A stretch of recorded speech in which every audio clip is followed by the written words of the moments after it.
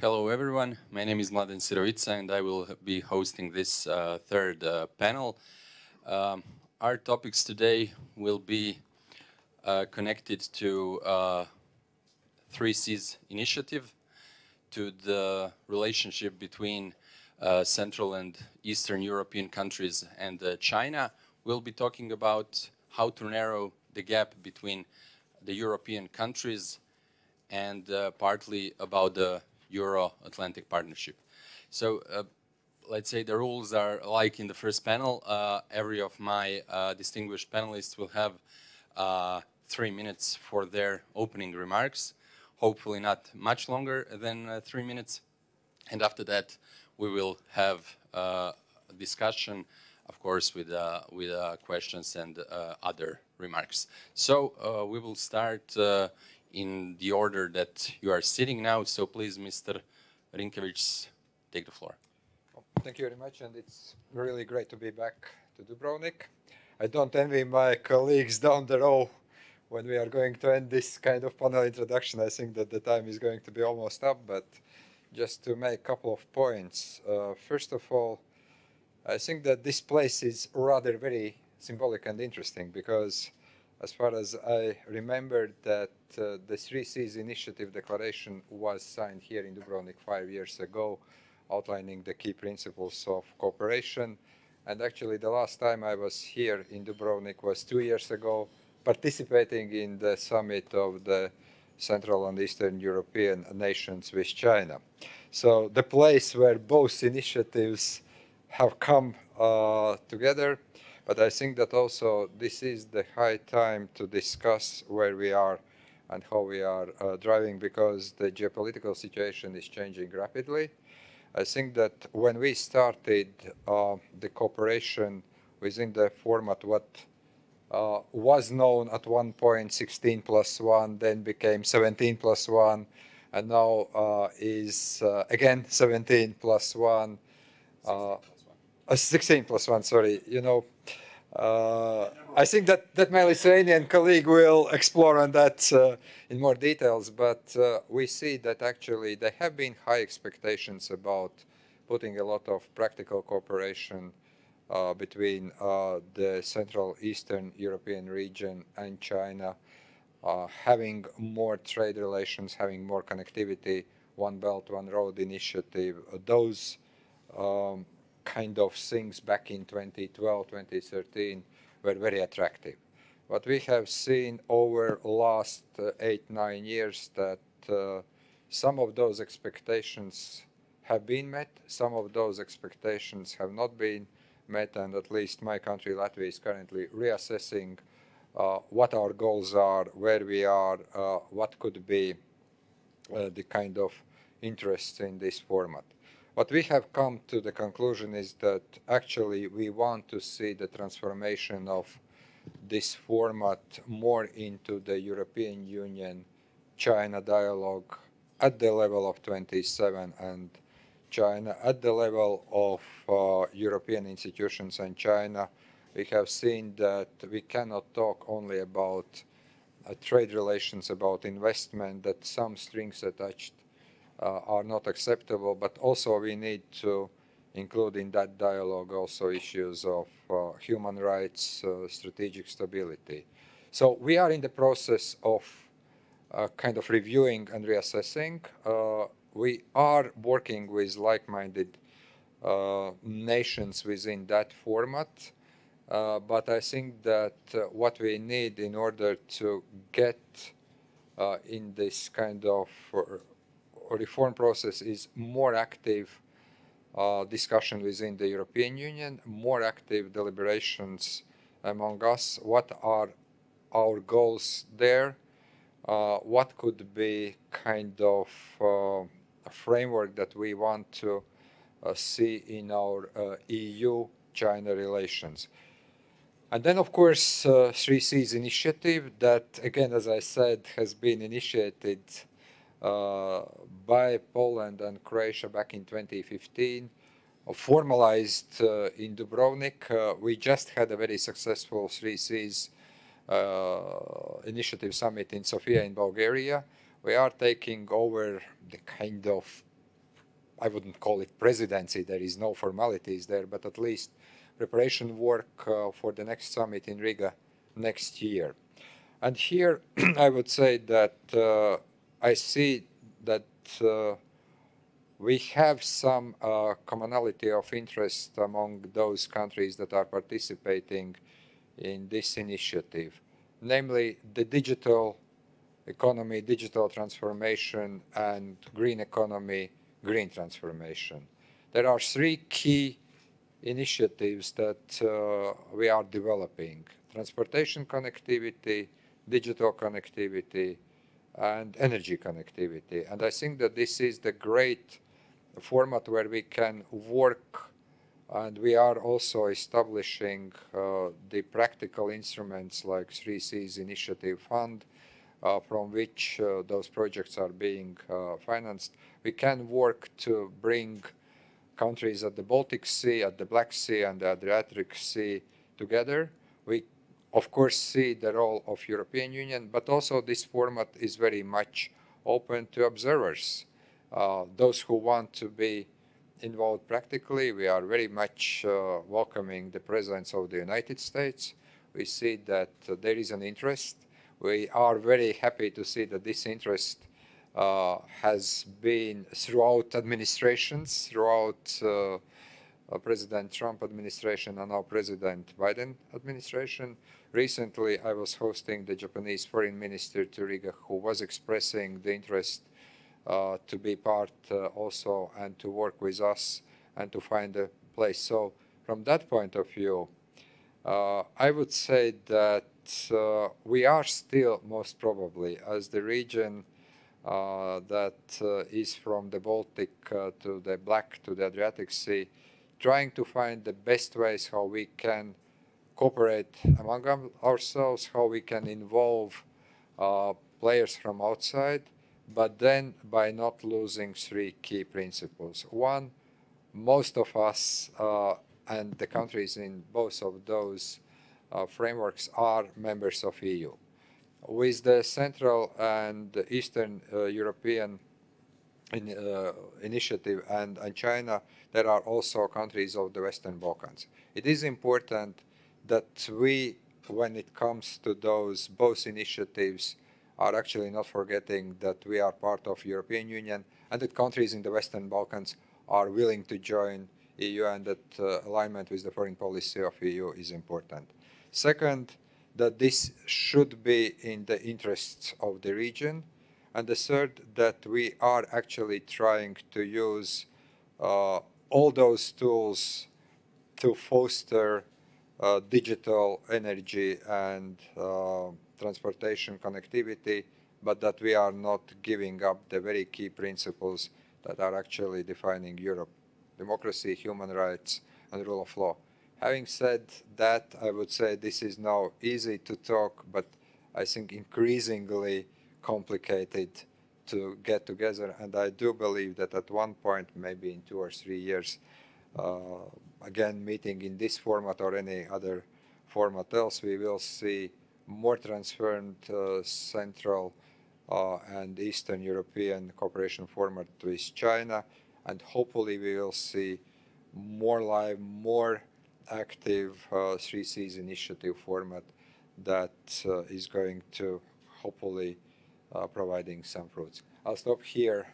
I'm afraid I talked more than 3 minutes, but I do hope a bit more. Many of colleagues have the ability to. Thank you, Mr. Rinkovic. Mr. Alexandrov, you can start now with your remarks. Well, thank you very much, and thanks to the Minister for making an initial overview when it comes to the 3Cs initiative. As it was mentioned, this year my country took not the presidency, but the coordination of the activities of the 3Cs initiative. We were happy to do that, although in rather difficult circumstances, we had all the constraints related to the pandemics. But in spite of that, now we can happily say that we had a very successful summit of the 3Cs initiative. We were happy to host 9 presidents and prime ministers of the participating countries, as well as the heads of state of 2 partners, very important partners for us, Germany and Greece. I have to say that for the first time we have invited Greece as observer and a partner of the 3Cs initiative. And we believe that given the main priorities of the initiative to ensure connectivity and developing infrastructure north-south in the eastern part of Europe, Greece is an important partner which can contribute a lot to our objectives, not only in terms of energy diversification, but also when it comes to the Greek ports, for example, which are important for our countries. Let me now make a very short overview of what we are doing. When Bulgaria took over last year from Estonia the challenging task of being the host and annual coordinator of the initiative, our main goal was defined shortly as building on the achievements made and consolidating them further. We welcome the smart connectivity vision elaborated by Estonia and committed to promote further, as far as allowed by the pandemic situation, real implementation of priority projects in the key areas: energy security, diversification, enhancing transport connections, and overall digitalization in the region. Bulgaria also proposed a new area of activity: enhanced connectivity in the field of science, new technologies, and innovation, thus opening opportunities for smart networking between research and innovation hubs, young innovators, and IT professionals. Applying the smart connectivity concept, we have come to the conclusion that digital platforms and networks among business associations, chambers of commerce, small and medium-sized enterprises, technological parks, startup companies, data hubs, and green industrial zones bear great potential for the future smart development of the 3Cs initiative region, but also for interested neighboring countries. Since last October, intensive work was accomplished and we had a successful summit combined with a pragmatic and productive business forum, which helped to speed up implementation of the declared main goals of cross-border and region-wide connectivity projects. We can say that it was a major international event for Bulgaria and for the region of Central and Eastern Europe, since it happened by both physical presence and online participation, symbolizing a sort of a fresh new boost through the initiative after a long period of COVID-related restrictions. And I'm happy also to say that for the first time we have seen such active involvement on the side of the international financial institutions. It was not only the managing director of the International Fund there, but also the EBRD, the European Investment Bank, the World Bank represented at a high level. And we were particularly happy with the very active participation of the business. We were happy to host a representative of multinationals like Google and Amazon, also represented at the highest level, which showed the fact that many stakeholders see a real added value in this initiative.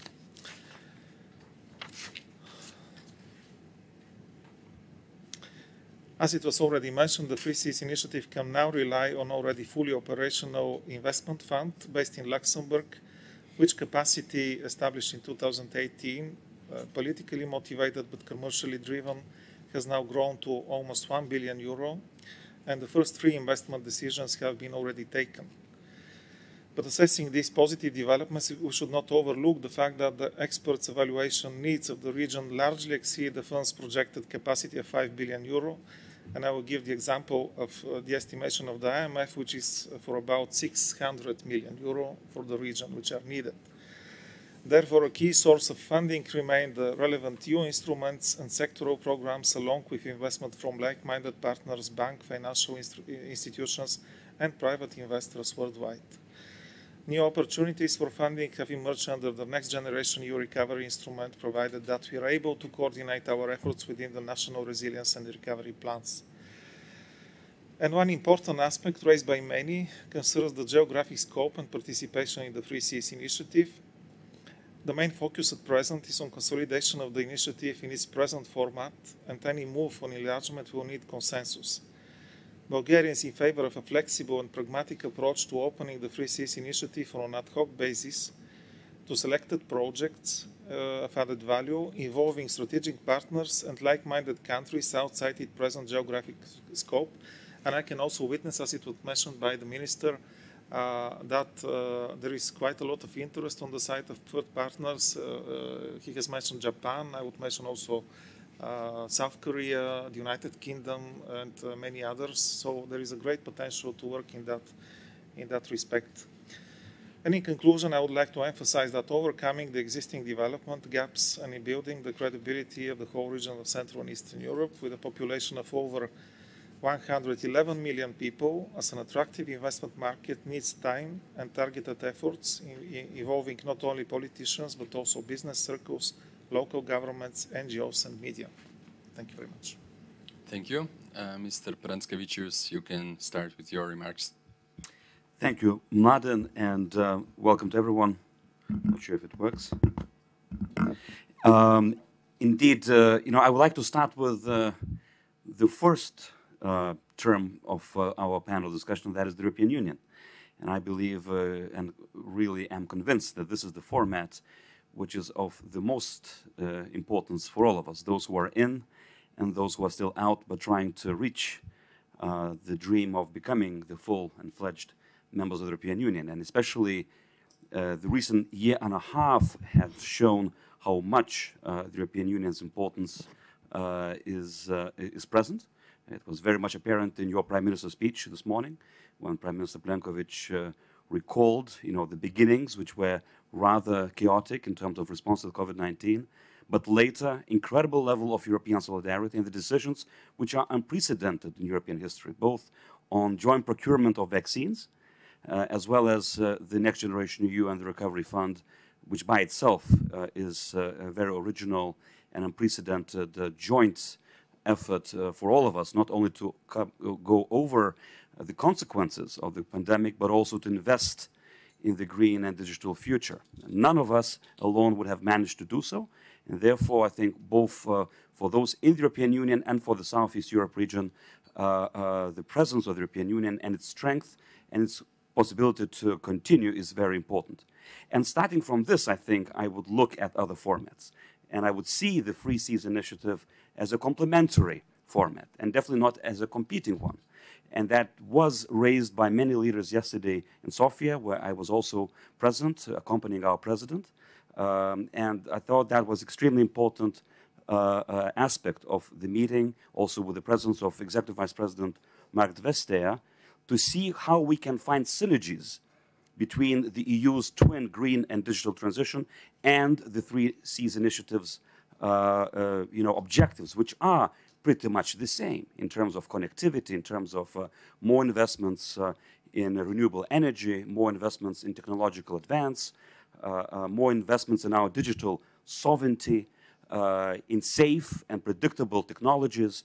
All of that is shared, both by the European Union and by the 3 Cs initiative. I think the added value of 3 Cs initiative is also the presence of the United States. And yesterday we were all happy with the really quite ambitious words by Secretary of State Blinken, congratulating the heads of state and government who are present in Sofia, showing that the Biden administration is in and that it is interested to continue strong presence of the US in this initiative. I think that is crucial for its success, as well as the very close involvement of the European Commission, of Germany, and other partners. Lithuania is also in.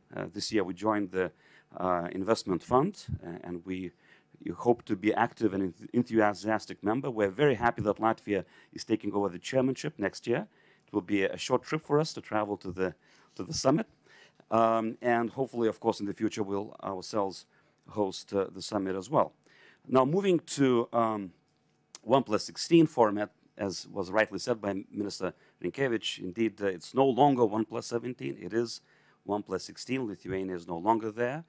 You know, from our point of view, we don't see it as a, format like the 3 Cs initiative, which is complementary and in fact reinforcing our unity. We see it as a dividing format. And especially in the last few years, we see that it has lost its original purpose and appeal. Frankly, as Lithuania, we haven't seen much added value in participating in it. And contrary to that, now we really try to convince our partners that we should strengthen the EU level cooperation with China, 27 cooperation with China, where we can be strong together and be much more, I would say, capable and successful in defending our interests, in both cooperating with China, but also standing up to our values and defending some of our strategic sectors from some unsafe investments, and to be multi-vector and multi-dimensional in our approach to China. Remembering what Benjamin Franklin, the first ambassador of the United States to Europe, to France, once said, either we will be sticking together or we will be hanged separately. So this is the message from Vilnius. Let's be together in our relationship with extremely important partner China, because otherwise the dividing tactics might overrule. And here we can blame external players like Russia or China for dividing us. And High Representative Borrell was today very clear in his language, what kind of policy these two countries are undertaking in the world and in Europe. But we first and foremost have to blame ourselves, because we invite by our disunity this dividing tactics. It is our own fault that we allow ourselves to be divided. And so therefore, we believe we should strengthen the EU level, the EU-China dialogue, and the 27 format rather than the 16+1. Thank you very much for your observations. Mr. Pšidač, the floor is yours. Thank you very much, and thank you very much for having us here. It's a great pleasure and honor to be here. Finally, after a couple of tough months, we can meet in person, which is absolutely great pleasure for all of us, because that's what the diplomacy is all about. Let me maybe start by strengthening the voice of my Lithuanian colleague that, of course, we've been discussing the 3 Cs initiative and the 16+1 format, but the natural environment for us is, and also of this region, is, of course, the EU, and I would add the good shape of transatlantic relations. I mean, the more united we are as a transatlantic community, transatlantic family, the stronger we are vis-à-vis the challenges which has been arising in front of us. The 3CEEC initiative, of course, it is an important forum and much needed format of regional cooperation, being a representative of Poland, one of the founding fathers, together with our Croatian friends and other partners, with great engagement of US. Let me emphasize how important and very much needed this format is, because we down here in this region, we share the same experience related to, of course, the communist past, which was, of course, against our will. We were not very happy with the fact that we were on the other side of the Iron Curtain. But we have also the same political and economic experience. I mean, with regard to the transformation in the beginning of 90s. But we do face the same challenges right now. And one of the most important goal of this format, of course, is to catch up with Western Europe in terms of infrastructure development, especially on the north-south axis. Cooperation under the 3CEEC initiative will also, in my opinion, allow us to more effectively fulfill our obligations resulting from membership in the European Union, in particular those related to climate changes and digital agenda. Therefore, among others, we propose to deepen our cooperation within the framework of existing three pillars: transport, energy, and digitalization. Transport, just let's have a short glance on the map, and we'll see what's the difference between the West and the Central Europe, and how much a job we have to do. The energy cooperation, which is very much related to the security, or the energy security, is the second most important pillar, with the decision of our Western neighbors to conclude the Nord Stream 2 is even more important to cooperate within this region, and that's what we've done. And we've done a lot. We achieved a lot in the region by concluding the project of LNG terminal, both in Poland, Lithuania, also Croatia. Recently joined us with this terminal on the Kirk Island. But still, there must be much more done. I mean, interconnectivity, interconnectors between our countries. We, as Poland, we have an ambition to be also a provider of the energy security, not only a consumer. Acknowledging the fact that Nord Stream 2 is strongly against the European values. We believe in solidarity and the unity of the EU, and our perception of this project is that it's not somehow deepening the trust in our mutual cooperation. What we do in Poland is finalizing also the Baltic pipe. We want to diversify. That's what we agreed on at the European level, that we need diversification. We need less Russian fossil fuels, more foreign partners, other partners, including, of course, US. Digitalization, I will mention a bit later on.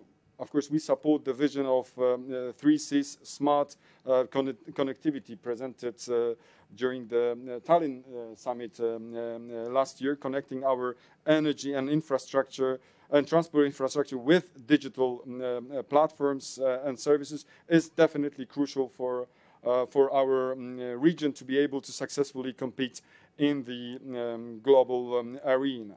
We see the 3CEEC initiative as an important instrument for strengthening relations between the EU and the United States, as I said at the very beginning. For most countries in our region, cooperation with the US is of particular importance in terms of ensuring national security. We still need more US in Europe, in the region, in terms of political dialogue, in terms of security, in terms of business engagement. And I'm very happy that the United States, the doesn't matter whether it was President Trump or President Biden. There was the U.S. president who is supporting this initiative. So we are very happy with this continuation. As a region, of course, we are more attractive to potential investors by creating new transport, energy, and digital connections. We encourage investors to choose our region as a place of investment. We should also strive to standardize the rules of conducting economic activity in our region, which will further increase our attractiveness. The infrastructure investment needs in our region are enormous. It was already mentioned, around 600 billion euros.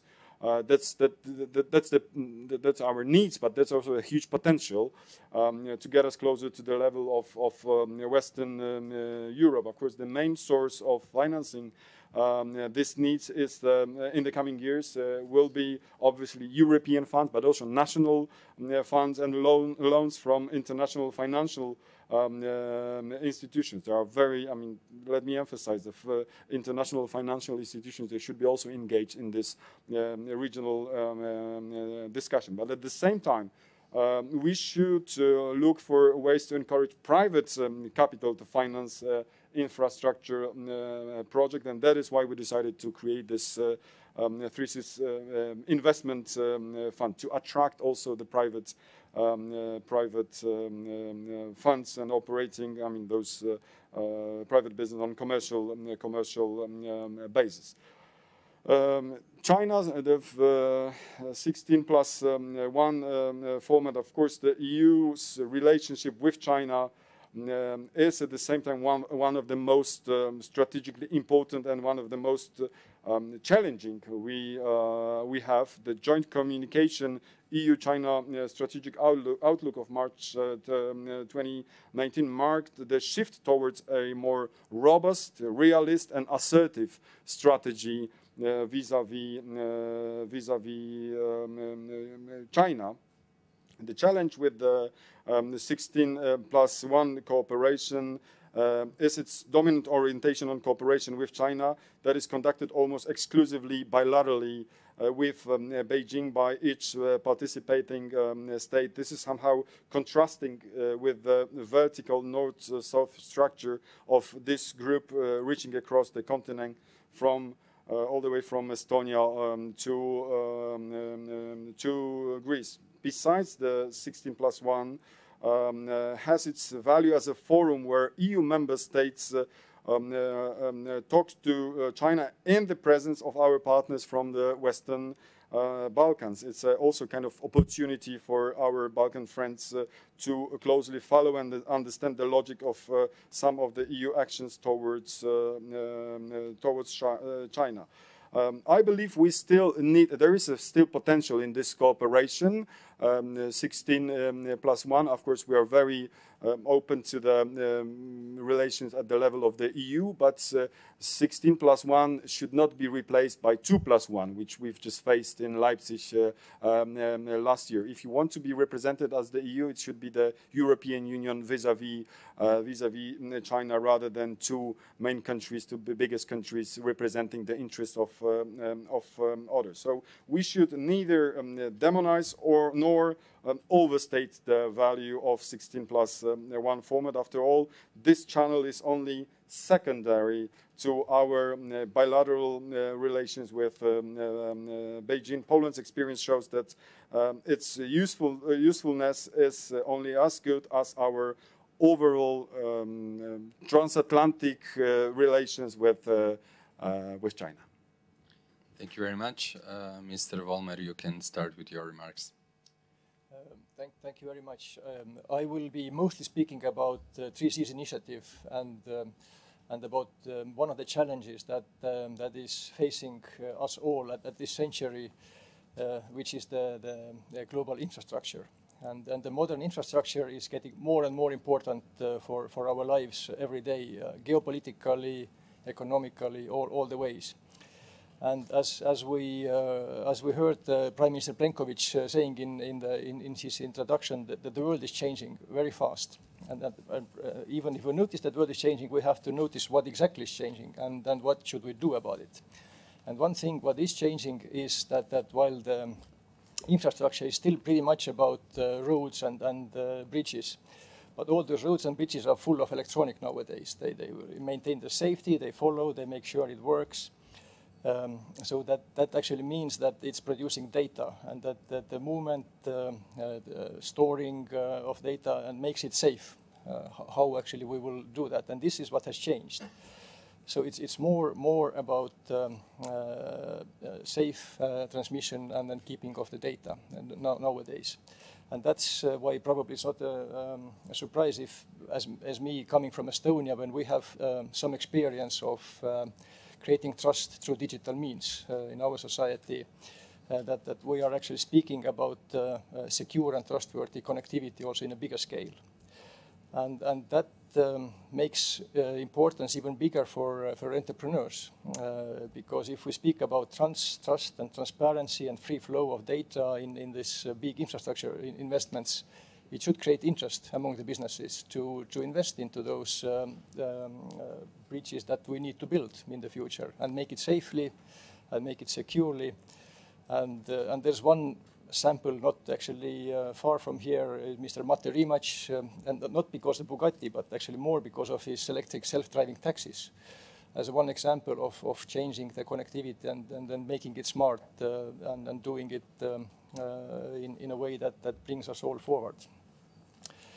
In CEEC's initiative, those things are taken seriously, and actually it's not only this initiative, but it's actually a shared objective of many other initiatives in the same field.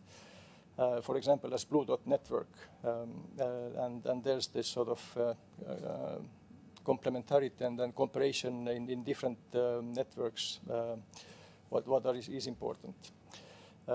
This year, later in September, there will be a Tallinn Digital Summit, when we plan to discuss exactly those things, how to share the experiences, how to put our forces together, make the common solutions for common problems, and finding synergy among different ongoing initiatives, exactly the Blue Dot networks and other initiatives in this field.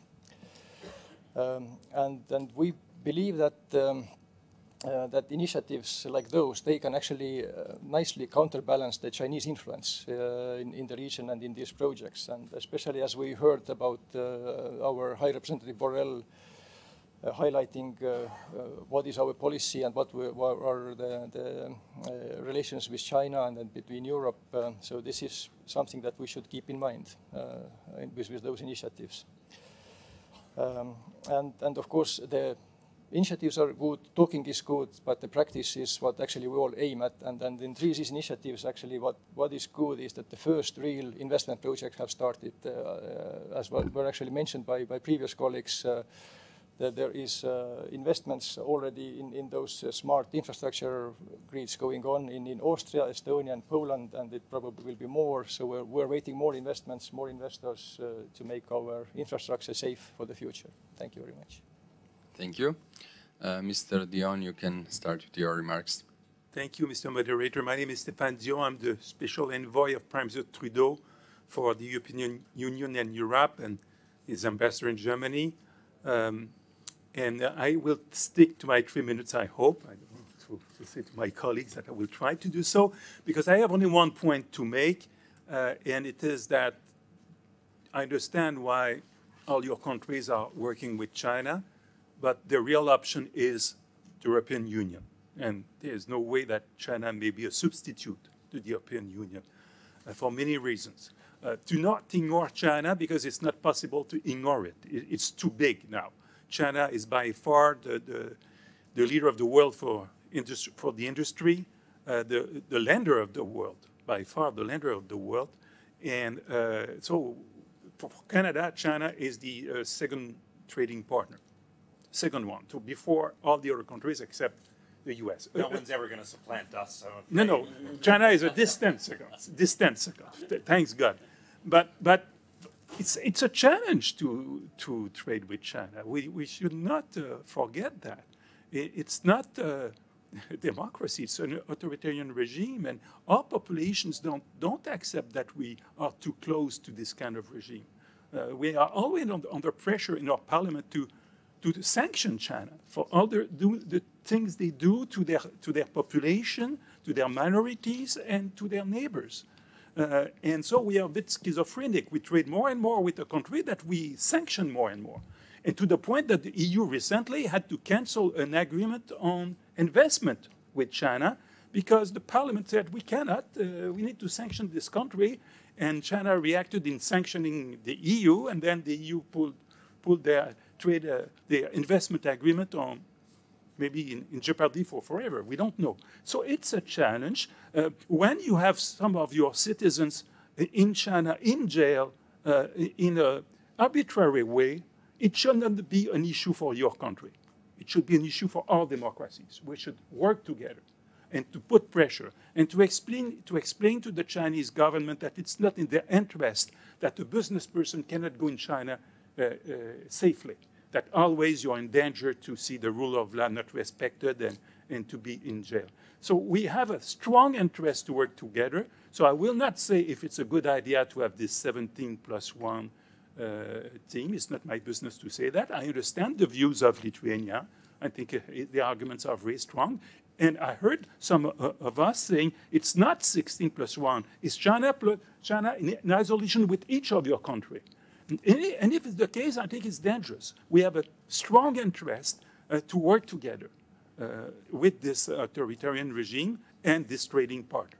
It's both. So we need to work together. Now I will spend my last minute about my main point is that Canada is a strong admirer of the European Union. It's a superb achievement for humankind.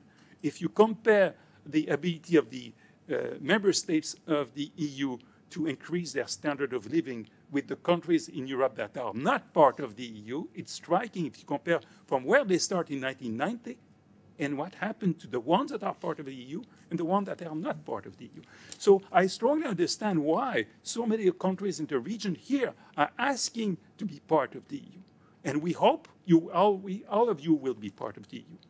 But at the same point, Canada understands why the EU is cautious.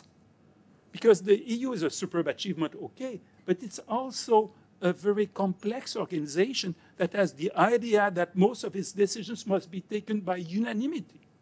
The 27 member states must agree on the budget of the EU, for example. Canada would not survive to that. To have 10 provinces having a veto on the budget of the federal government, it would be a complete mess. So we understand why the EU wants to be sure before to welcome of 28 member states, the 29th, the 30th, that they will be part of the solution for human rights, the rule of law, democracy, good governance, fight corruption, and not part of the problem. They have enough problem like this. So if you take the country where we are today, Croatia, Croatia did a lot of improvement before being accepted in 2013, and is continuing to make improvement within the EU. I think Canada hopes that all the countries will follow a path a bit like Croatia. And I hope that the EU, being cautious, will not be cautious to the point to kill the hope in your countries. That the courageous Democrats that want to improve their countries, for many reasons, but one of them being accepted in the EU, will always have a hope that the EU will say yes.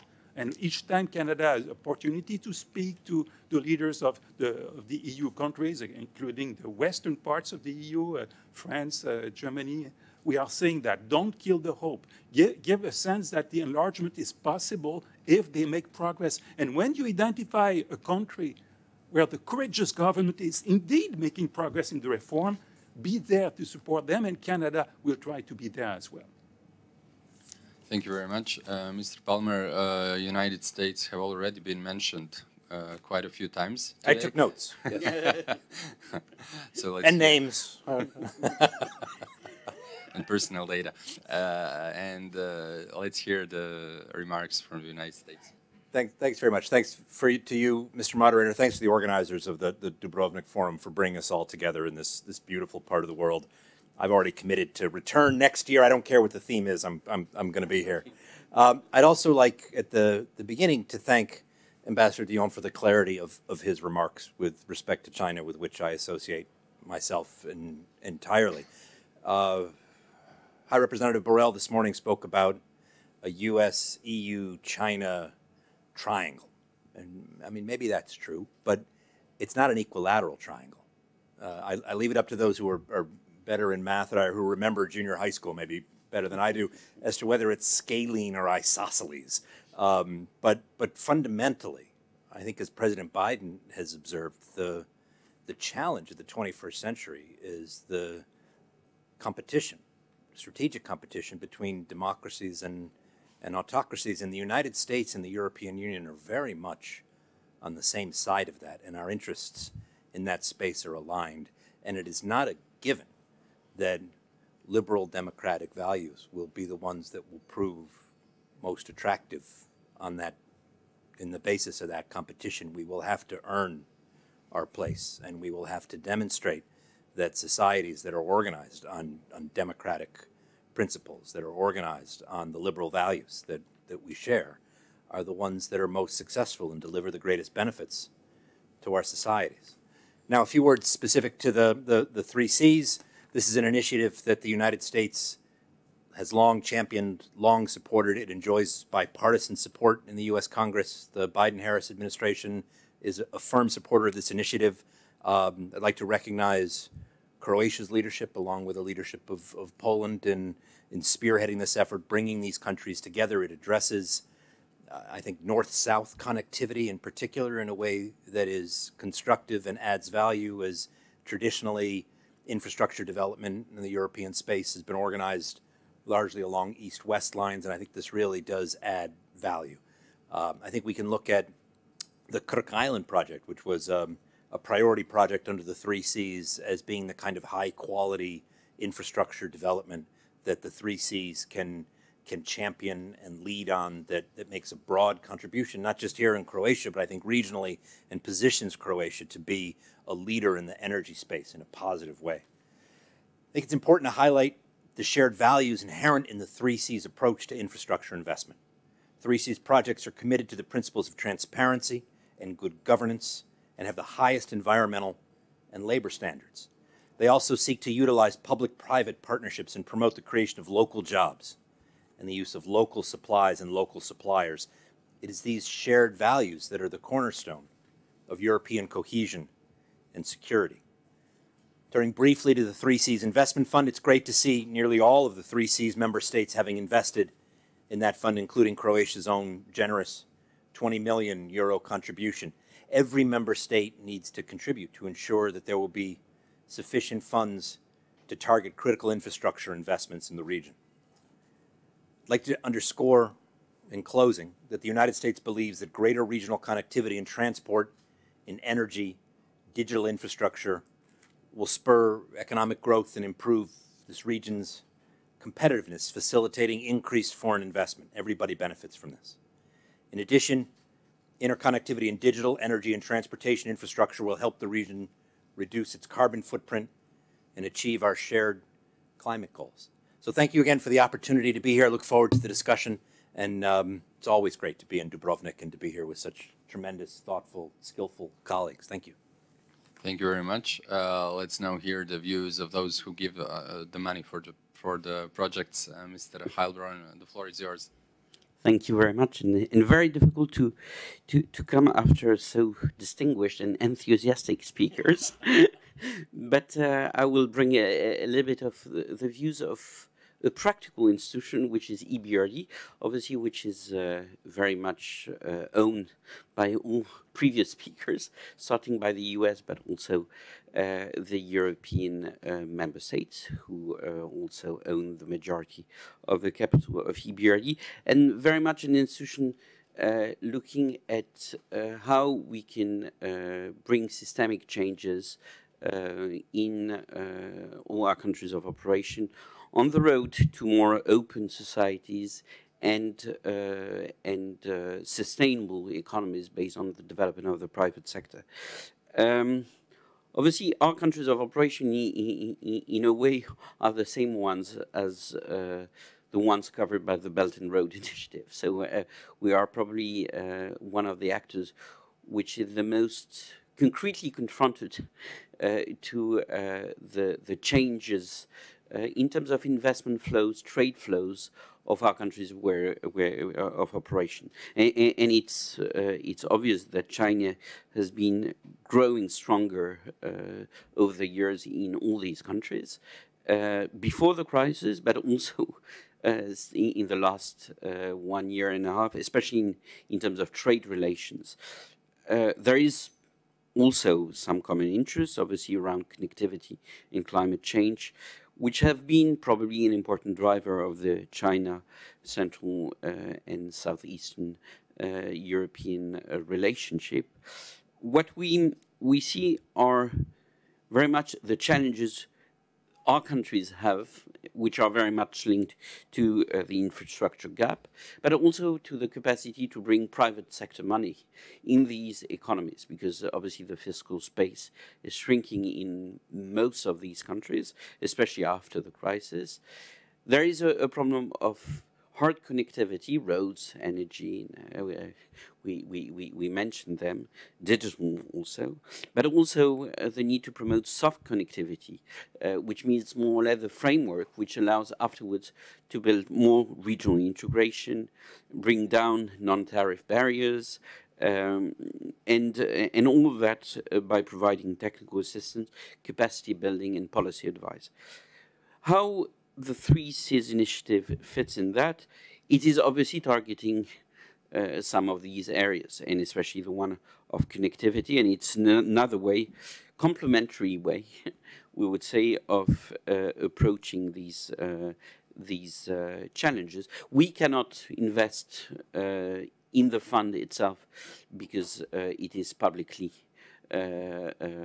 more or less finance, and as you know, our mandate is very much focused on private sector, but we can co-finance obviously some of the projects, and even more crucially, because money is important, but it's not only a question of money from our experience, is to help countries preparing the projects so that they are ripe for financing at a stage where we can bring also private investment. And what has been said about the governance structure, the predictability and the transparency associated with the functioning of such an instrument is fundamental, and at least EBRD, having quite a large experience in that, is obviously very much engaged in bringing that to the stakeholders of the 3 Cs initiative. We are also observers to the meetings of the 17 or 16+China initiative. There are potential benefits of Chinese private investment in the region. What we really believe, and it's also our mandate, is that the highest standards in terms of environmental protection, social requirements, procurements should be respected, and that is something we will push very much in all format, and very much also with the EU. Ambassador Dion mentioned obviously the special responsibility of probably the European Union in this region. Coordination of our work with the European Union is fundamental, and our 3 priorities, which are very much around green, about digital, and equality of opportunities, are very much aligned with what the European Union tries to achieve in the region. With new instruments, and we shouldn't forget the opportunities for the next year linked to the multi-annual financial framework, the new instruments of the European budget. EBRD is very much using in backing investment in all the countries of the region, and very much also in a Team Europe spirit, which is more or less aligning messages, aligning policy objectives, but also bringing better value for money for also our shareholders, European shareholders, but also obviously our non-European shareholders, starting by the US and Canada. So very much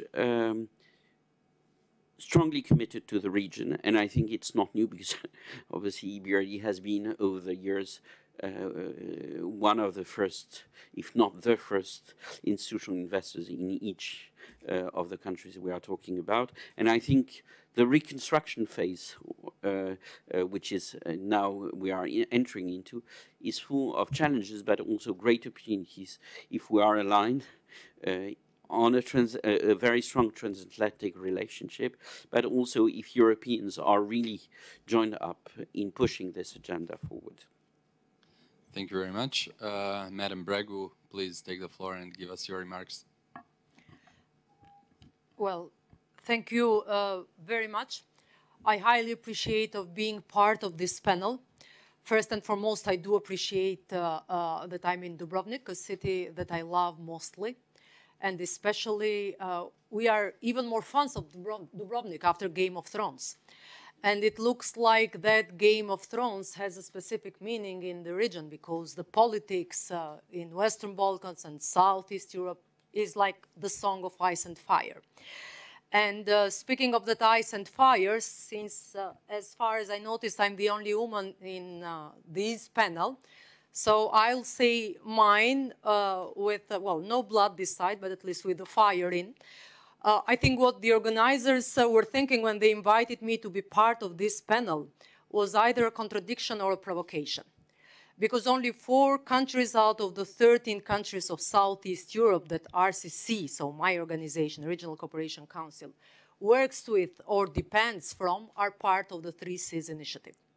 So I think you would like to hear mostly now how do I see this kind of bridging between the 3Cs and 1C, which is the Southeast Europe. I have to say that we've been in a lot of panels lately. So I tend not to repeat myself, and I'll try not to do that today. Regional Cooperation Council has a focus in working to promote stability, connectivity, whatever is even the agenda of the 3Cs in the Southeast Europe. And I'll just make 3 points. In Southeast Europe, regional cooperation constitutes an essential part and a vital element of the social economic development. But because of the COVID, this region suffered a decrease by 5.7% of the GDP.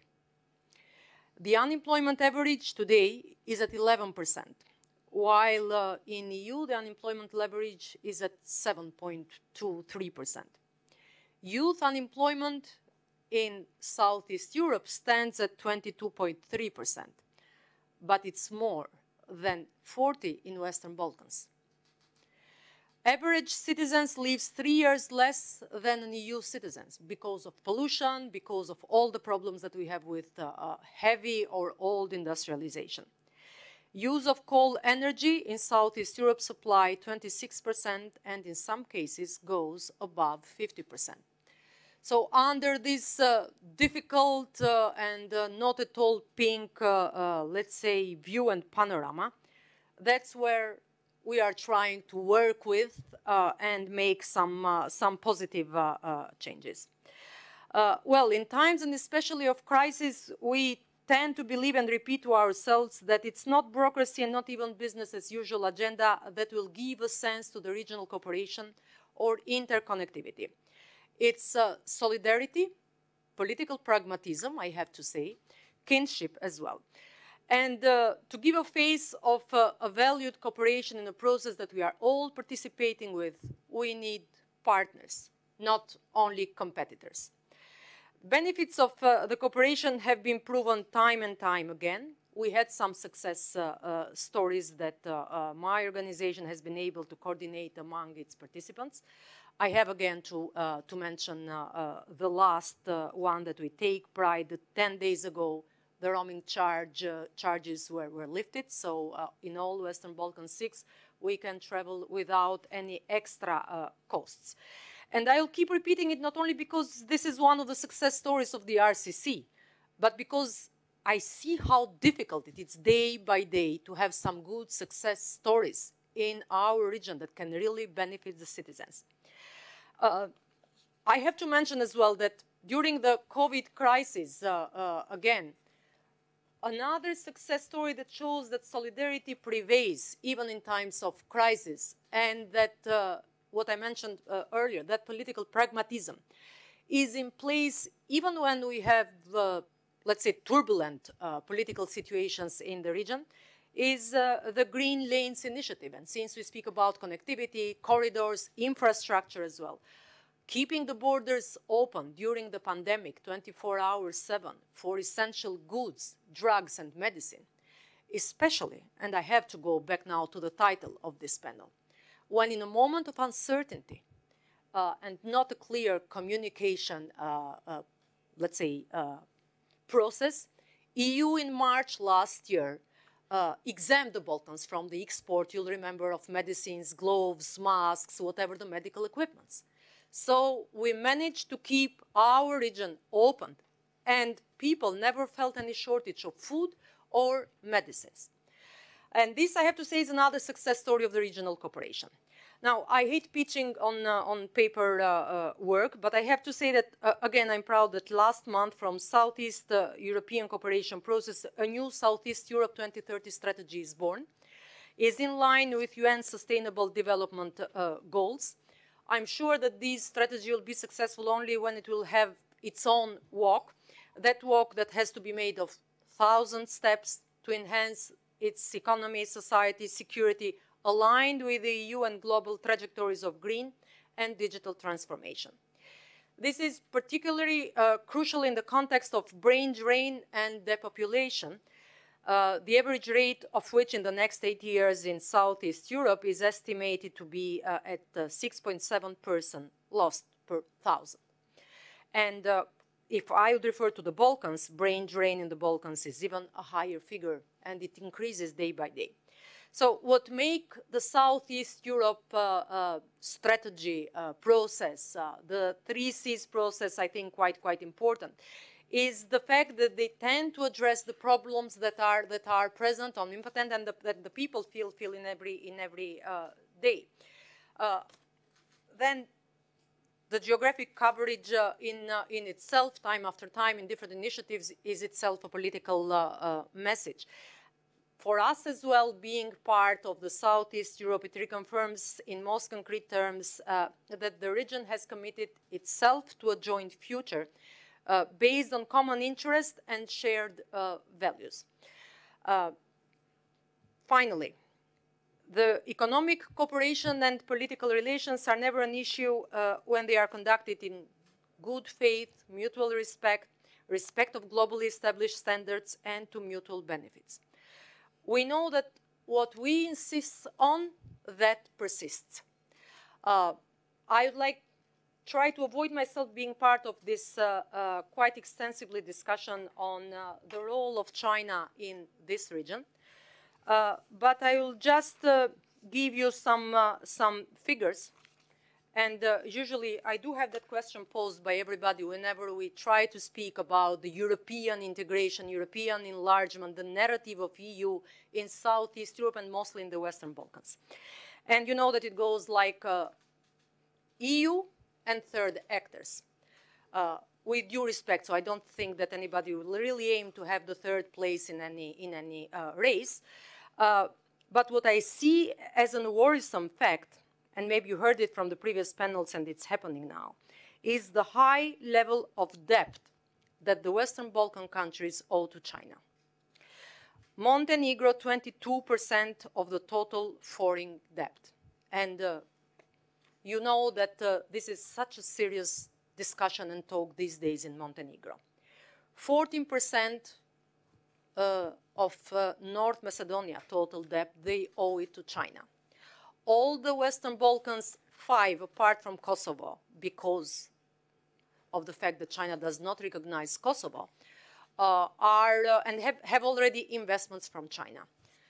Now, I'm not pointing the finger to any, and definitely not to any country, and especially to the biggest ones. But there will be no room for any worries or third actors, or nobody should be alarmed if the debt level will go higher than the ceiling. if EU, who is the main trading partner in the region, will use all the leverage it has in the Western Balkans. And said that, the last reason that I should have mentioned first, why I'm happy to be here, is because Croatia has always been a staunch supporter of the European perspective of the Western Balkans. Thank you. Thank you very much. It was very inspiring. And last but not least, Mr. Zaitz, please give us your remarks. Well, thank you very much.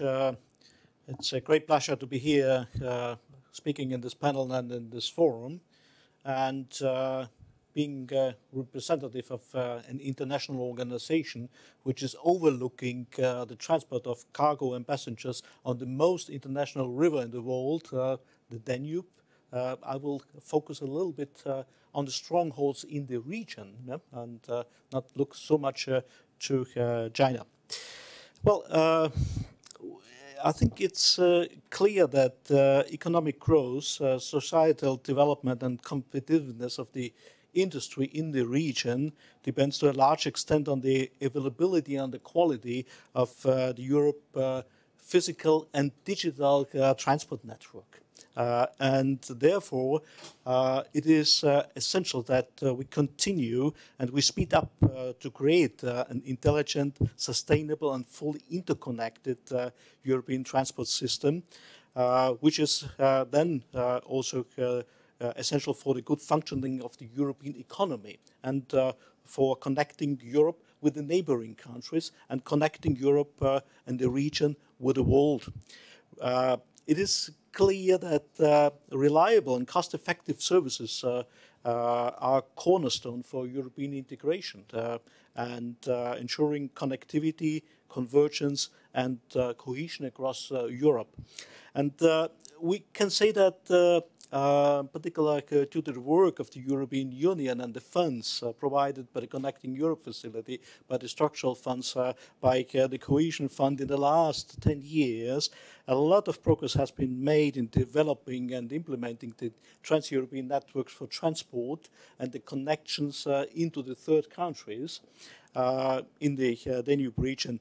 But however, I would like to say we are now challenged also to implement the Green Deal and the mobility strategy, which demands a gradual decarbonization of all transport modes and a shift from the roads to the more environmentally friendly rail and inland waterways. And as I'm promoting the use of the Danube, it's also clear that I would like to mention the target, the political target on a European level is to have in the year 2030 25% more cargo on the European waterways, and in 2050 50% more cargo. Yeah?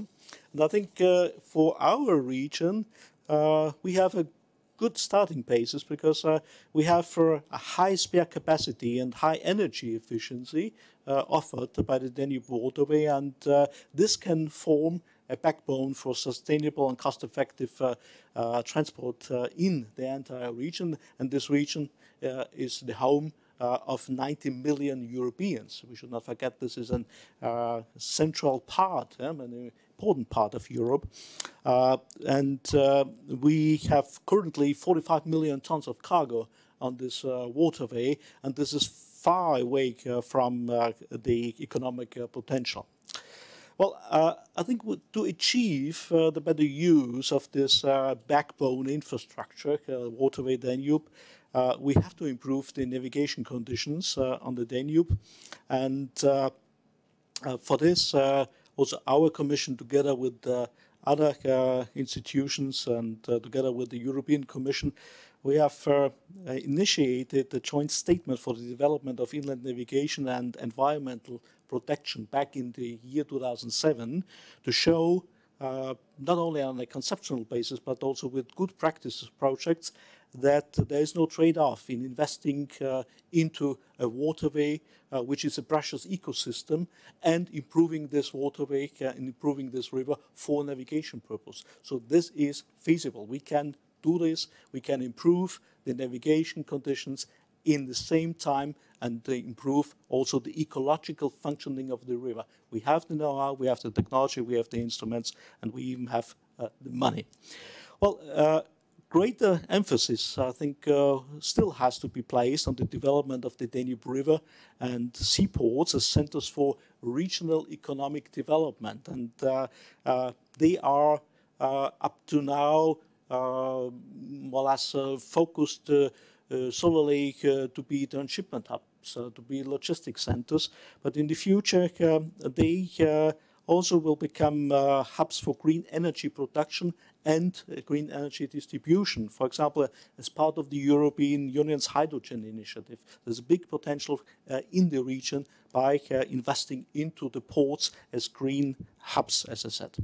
The Danube waterway is a central part of the European Union Rhine-Danube core corridor, the TEN-T, and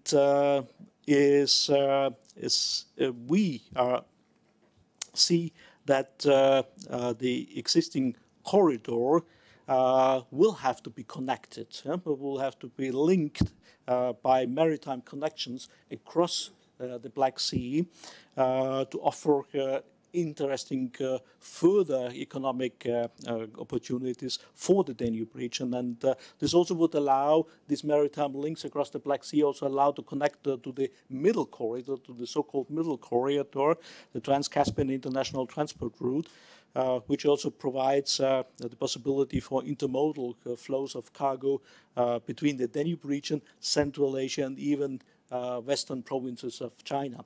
So I think we need this exchange of cargo on this corridor, but the question is really, do we need the financing and the project development by China in our region, in particular when we have to state that we are still struggling to spend the money of the European Union, and also because we will have to pay more attention to the improve the institutional capacity of the public sector in the region. As I said, a lot of EU money is not absorbed, and no matter if the money will come from initiatives like the 3 Cs or from programs of the European Union or whoever, it has to be translated into projects. And these projects are falling far behind. So we need the capacity, in particular in the public organizations. And this means that we have to invest more also in the people working in this public sector, when we would like to ensure that we have the best output of the public investment in the region. Well, our organization is looking and ensuring the freedom of navigation on the Danube since 1948, so we have a long history. We work to improve the future at the moment by tackling reforms, and we would like to assist our member states in developing a safe and fair regulatory framework for the transport of passengers and goods on the Danube, and we are certainly able and we are willing to play an important role for the implementation of the European Union Action Plan for Inland Waterway Development, NAIADES III, and we do this knowing that we are representing not only 7 EU member states, but also 4 non-EU member states. And I think this is essential also to know. And with the Danube as a backbone, used smartly, wisely, in line with its environmental needs, I think this region also can have a high-level infrastructure, a smart and intelligent infrastructure in the future. Thank you very much. Okay, thank you very much. So we have some 20 minutes, max 30. Mr. Dion said, don't kill the hope, so I urge you not to kill my hope that every one of you will have at least one more chance to give us your opinions. Maybe it's too optimistic, but we'll try. Much too... Okay. So I wanted to start the discussion with 3Cs initiative, but it seems that the question of China is much more controversial, so I'm a reporter and I'll start with China. Mr. Pranckevicius, you gave us an introduction of why did Lithuania decided to do what it did. Do you expect other countries to follow, and how do you see the future with China relations in general? Well, probably the question is addressed not to me, but rather to the partners who are sitting on both sides of me. You know, what is the thinking in the capitals? I know that the decision of Lithuania has raised attention in many of our partners, how to go ahead. I think from this debate it was quite clear that in the region as well, in the Western Balkans, the strategic absence, for instance, of the European Union immediately opens up the space not only for Russia, Turkey, but also for China to come in. And we have many, many examples where that could also have influence towards political decisions, towards economic security and independence. So, you know, again, this is only a reminder that that we should be united vis-à-vis China, which would then cement our relationship and make it much more mature, much more serious, where we can, you know, be much more credible and geopolitical as the European Union if we stick together, rather than work in conflicting formats that have little to do with each other. And only being together with 27+1, we could also address the concern that Marcin has raised of, you know, our friends, the biggest members of the European Union, having privileged bilateral relationships with Beijing. I think for them it's also an opportunity, and therefore we have addressed the letter to Charles Michel reminding Chancellor Merkel's initiative in Leipzig, what didn't happen due to COVID-19, to gather all 27 heads of state and government for the exchange with President Xi Jinping. And we believe that could be an idea to be revisited. Mr. Palmer, relations with China are much more beyond trade relations. How could those relations affect Euro-Atlantic partnership? Well, I think that there are going to be opportunities for the United States and the EU to have top-level strategic conversations about how we deal with the challenges that China poses to the global order. I think this is something that, you know, Canada certainly is also an important part of this conversation. What are the rules of the road? We have invested a great deal in the rules-based international order over many years, and it has provided a foundation for peace, stability, and prosperity. It's one that's worth investing in. It's one that's worth protecting. It's one that's worth defending. China is, in many ways, challenging the foundations of that order, and we need to have a very serious conversation amongst ourselves, the liberal democracies, the children of the Enlightenment, about what it is that we are prepared to do to ensure that the world that our children inherit is one in which democratic principles, liberal values, the freedom of individuals that we have come to really to take for granted over the last decades are protected and preserved in the years to come, and that we can demonstrate that our societies are capable still of taking on great challenges, that we're able to take care of our own, get our own social orders in order, and use strong societies as a foundation for tackling shared challenges. I'm confident we can do this. Mr. Inkevich, you said that certain things do need to be reassessed. Do you think that other 16 countries will reassess those relations with China? And when you look at the last decade, since this cooperation is on, do you think that we had more benefits than, let's say, things that were not so good? Well, first of all, I think that at least handful of countries are reassessing and discussing those issues that we were talking here. And we are actually closely coordinating that kind of reassessment among ourselves. But about those benefits, I think that it really depends where the expectations were. And I think that some of those countries, when this process of, and I prefer now not to talk figures because you can easily get, how to say, confused.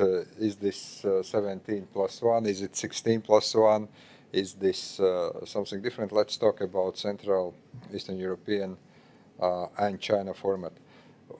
Our expectations have been laid back in 2012, 2013 in a way that it could be the format where you can foster connectivity, very much what we are talking about 3Cs initiative, very much talking about economic cooperation, and also having some kind of dialogue with China. What happened in the meanwhile? First, I think that we have seen quite a development in China's attitude towards the world and the region, and not exactly that probably some of us would expect. Second, I think that for some of us, actually the strings attached to investments, to the economic cooperation, especially when it comes to the infrastructure that is very much related also to the national security, was not something that we could agree. And finally, I think that here, when we are talking about this kind of geopolitical issue, strangely enough, and that would be very difficult for me not to mention another big elephant in the room, but that also comes to the whole geopolitical discussion that we have in the world. This is about Russia. We are talking about China a little bit separately, but we see that there is also the attempts to form some kind of very strong partnership between China and Russia. We see that actually in this region, in the Western Balkans, in the Central Asia, in other regions, there is a kind of both competitive as well as cooperative relationship between China and Russia. And I think that from the kind of geopolitical point of view, geoeconomic point of view, it is very important also that the United States, European Union, like-minded countries like Canada, like Australia, like Korea, Japan, are actually also working much more together. As Mr. Palmer actually said, as also President Biden's administration has this kind of very strong and I think very right philosophical approach, democracies that are tackling the challenges of 21st century and tackling also authoritarian regimes. So I would look at this now in a much broader way than just to see who brought what, how many billions of investment. And I was actually struck by the figures that I just heard about this public debt and the foreign debt that some of the countries in this region are having. I think that here we need to correct that. And here, well, I think that EU, US, like-minded nations can play a much stronger role to counter those things. Madam Bregu, if I understood correctly, you are basically trying to ensure that European Union takes a stronger role in the Western Balkans and the countries that are involved in order not to be so heavily dependent on China. Well, not only because of that. Well, I think even this doesn't work, so I have a strong voice. So not only because of that, EU should have the strong leverage in the Union, because in the Western Balkans, I was referring to that, because the trend, the citizens, the business community in the Western Balkans are fully supporting sailing west, not east. And whenever the room might be empty, then definitely the politicians as well in the region, they will try to fill it because they would like to have their own success stories during their political mandate. At the beginning of the EU enlargement, the process was conditioned and it had a certain timeline and frame to give the chance for some achievements to be reached within the political mandates of politicians. And that's what triggered reforms in the Western Balkans. So you do reform and progress in the process of EU membership, and then, again, you just move one floor, let's say, or one step forward. If the process will be like being dragged and dragged for years and years, and we yet don't know how it's going to be, if bilateral problems will be present time after time, then this region will not be safer. And that is going to be a big problem. We've been talking a lot even lately. So we had the Berlin summit last Monday. The most shocking figures when you speak to foreigners, and especially to people who live abroad and come from Western societies, the most shocking figures are the ones of people who would like to leave the region. And I do hope that when our countries will be member states, the story will be on its reverse, as it happened with Croatia. That Croatia, when it became the member state, people were leaving massively. Now they are coming back. But in this moment of time in the region, 71% of young people want to leave. And this is an alarming figure because people want standards to be home. And these standards and these European standards and reforms are not paying back at home. Then they will try to join EU one by one. I forgot to mention, if anybody wants to react to some others' remarks, please just raise your hand. Mr. Heilbronn, we know that China as a state is making huge investments. We know that many Chinese companies are making certain projects in this region. So how to ensure that the local economies also benefit from that? Our experience is that it's not by lowering standards that happens. Because standards, at the end of the day, create positive spillover effects on the countries themselves. And I think that's sometimes forgotten when discussing with leaders of all the countries where there has been huge Chinese investment. There are both coming back from the experience of the last, I would say, 5 to 10 years, with some disillusion in terms of capacity afterwards to create local jobs linked to these investments, transfer of know-how, and that's why, at least from our point of view, and we are open to obviously look at co-financing opportunities with any reasonable investor.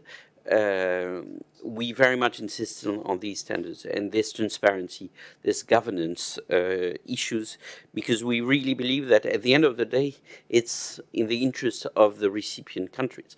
Obviously, we have to make a progress, probably in terms of, and that was mentioned before, to have a life cycle of investment which is more in line on also the horizon of politicians of these countries who want also change to be visible and palpable during their mandates. But I think this shouldn't be seen as aligning with the lowest common denominator in terms of investment. So I think that's a very important dimension we try to pursue in all the investments we are doing in these countries. Okay, and Mr. Dion, maybe to finish the story about cooperation with China, how do you see the future role of China's investment, China's breach in this part of the world? You mentioned also, some of us might mention also Russia. I think it's, we have two definitions of multilateralism that are difficult to reconcile. One is the Westphalian one, which is you have agreements with regimes you dislike, and you don't interfere in their domestic life. So you ignore their domestic realities, and you try to find agreements. But there's the universalist one, where we have the Charter of Human Rights, that is for all human rights on the world, and we should not tolerate that these rights are violated somewhere. And these two definitions of multilateralism, we never clarified that. And we are, as Minister of Foreign Affairs, I have been one, you are always a bit schizophrenic between these two definitions. You have your parliament asking you to sanction this bad regime, and you have your business community willing to do business with this increasing economic power. So we need to solve that. And I don't think we'll succeed if we don't work closely together, democracies. If we let ourselves to be isolated with this big regime that is also the biggest economy tomorrow, I'm very concerned. If we try to find a way to work together through the EU, through the United States, but with all of us. Some of us said it should not be the two biggest countries of the EU that replace the 1 plus 17. I fully agree. But we are Democrats. We're able to solve that together. It would be very dangerous if we're not able to have a coordination between ourselves to solve these schizophrenic two definitions of multilateralism that we have to face every day in our relationship with the authoritarian regimes, but in our daily life, in our own democracy. Parliaments asking for sanctions, business asking for action. Okay. We have a couple of more. I don't think sanctions will be very effective. It worked with South Africa because it was rather a small country and a democracy for some, and we wanted to make it a democracy for all. But if you think that all these sanctions will affect China, you are very optimistic. I don't think it will work. What may work, though, if we work together to improve our standards, as it has been said, to have good business behavior. Germany, the country where I am, just enacted a new law saying that if their companies are involved in forced labor and this kind of behavior around, they will have fines to pay. They need to show their plan for human rights. Well, Germany is doing that. Canada is doing that. Many of your countries are doing that. Can we do it collectively through the OECD or through a collective body we have to be sure that we'll have the same playing field between ourselves? I think that would be more effective than the spiral of sanctions in which we are now. Okay, thank you. We have a couple of more minutes. Maybe we can comment on 3C's initiative. Mr. Alexandrov, seems that according to this last summit, you put an accent on business orientation. We know that these projects that are in digital sector, energy sector, that they are heavily involved with the states. How to ensure that business orientation comes to with a better accent? Well, as it was already mentioned, we hope very much that more and more partners will participate in the investment fund, but it is far from being sufficient in order to satisfy the needs. Therefore, our focus was in order to create networks, to create platforms, in order to join the governments, other stakeholders, and also the business to achieve a multiplier effect from that. And through public-private partnerships to find ways to address all these deficiencies, because it's not there's no need to show why we need physical infrastructure in the Union. In a way, for the last several years, the understanding is that we should not anymore invest in physical infrastructure. When it comes to the Western Europe, yes, there are good reasons for that, but when it comes to our region, obviously, we are still far away from overcoming these needs. I will give just two very clear examples. The direct distance between Sofia and Dubrovnik is less than 420 kilometers, but if you try to reach it by car, it takes more than 1 day. Another very clear example is that we have our border with Romania, more than 500 kilometers, the Danube River border, in the presence of the representative of the Danube Committee, and we have only 2 bridges there, which is quite eloquent what we are talking about. So we really hope that through the complementary role of the initiative, because as many speakers mentioned, the main financing we are looking for could come from the European Union and from the international financial institutions, but the added value of the initiative is to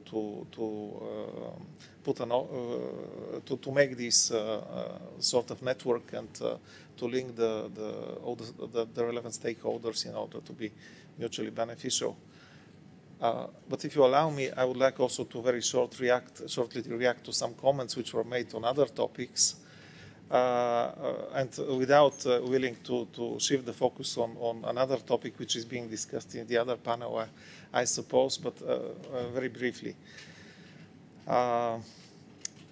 Since some of the speakers mentioned problems relevant to Western Balkan countries when it comes to debt, when it comes to the fact that so many people are willing to leave this country. Yes, but we should not blame for everything the European Union. First and foremost, it is responsibility of their respective governments, of their societies, to take the necessary steps and the necessary policies. Then, when it comes to the accession process, of course, it is a main driver for reforms. But we should not speculate with that, because we have clear examples of countries in the region which already started negotiations, but year by year the third countries' influence there is growing. And I'm not talking about third countries which are present here in the panel, unfortunately. Then, when it comes to bilateral issues, already for years, it has been very clearly decided on the side of the European Union that good neighborly relations are an integral part of the accession process. And last year in March, the Council of the European Union pronounced itself very clearly that in particular the two agreements, the PRESPO agreement and the Good Neighborly Relations agreement with Bulgaria, are integral part of the accession process of one particular country. So I see no need to comment on that and to put that in question again. Thank you. Mr. Bžidač, when you look at the forthcoming projects in the 3Cs initiative, do you think that they will fulfill expectations and narrow the gap that we still have across European countries? Okay, of course, we do have big expectations, of course, because the needs are very high, I would say. I mean, really, this infrastructural gap between the West and the East is huge. And if we want, as the region, compete at the global market, we just need to improve and catch up the Western standards when it comes to the infrastructure. We discussed the digital, new technologies, energy, of course, hydrogen. We could also discuss that. But first and foremost, I would say that just the basic infrastructure, which means roads and railways. And I do hope that this fund and that kind of discussion, which is attracting the region, which is bringing the interest of foreign investors, business into the region, are of key importance, of course. Roman already mentioned how much time does it take to get from one city to another. I've just checked it during this panel. From Warsaw to Berlin, it's around 600 kilometers. It takes 3 up to 4 hours to take the highway. The same distance to Riga takes 9 or 10 hours. The same distance to Romania, the same 10 hours. To Croatia, 10 hours. So how can we compete with such an infrastructure? High-speed railways. How many kilometers do you think we have here in the region? Almost none. I mean the standard of TGV or Shinkansen. Almost none. So there is a huge gap. So I do really believe that this initiative, which is purely economic, it's about the infrastructure. There's no discussion about division, or it's not divisive when it comes to our European policy. We are all members, and that's the most important thing, that we are all members of the EU. We just want to work for the region and somehow bring the level of infrastructure to the same level, or almost the same level as our Western partners. And I think it has a great potential. We've mentioned those 6 billion euros. we can perceive it as a cost, but we can also perceive it as a big business potential for our partners. And I'm really glad that we have this discussion down here in Dubrovnik.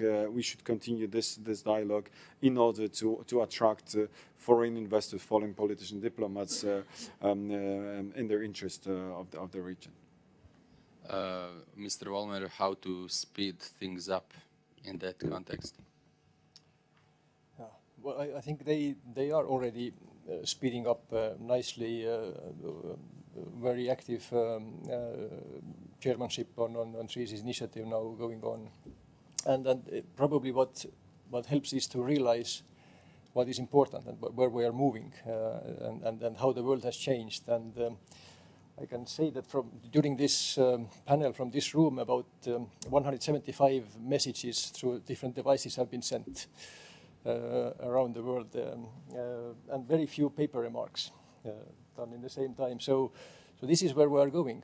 And if we talk about infrastructure, about things that we do, then if you end up in a situation where Canada, some countries have been with China, you don't want that your infrastructure is partly controlled, and then also, especially if the data flows are controlled by the government, who might say that you have to give up your basic principles and ideology because to have these investments or things. So we need to be clear what we are doing, what are the dangers, and work together to do it in a way that we have the clear future. Thank you, and we can finish with Mr. Zaitz. We have CEEC initiative, we have river cooperation.